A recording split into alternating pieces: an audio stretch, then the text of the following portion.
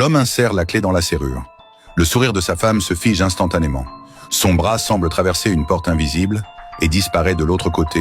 En y regardant de plus près, son bras est intact. Il dit que cela pourrait être une entrée vers un monde parallèle. Pour vérifier, il lance une balle de tennis avec leur nom écrit dessus. La balle revient très vite, mais les mots ont changé.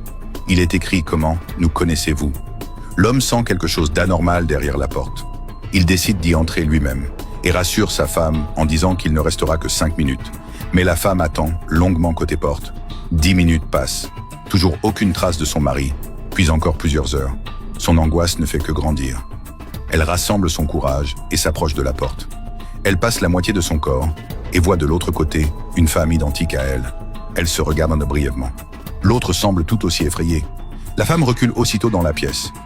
Dans la panique, elle retire la clé, mais inquiète pour son mari, elle la remet en place quelques mois plus tard. La femme est enceinte, mais son mari n'est toujours pas revenu. La solitude et la souffrance la poussent au bord de la rupture. Finalement, elle saisit un couteau et franchit cette porte mystérieuse.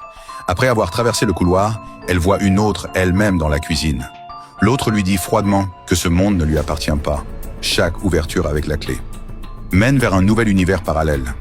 D'innombrables femmes identiques à elle sont déjà venues, et toutes sont reparties les mains vides.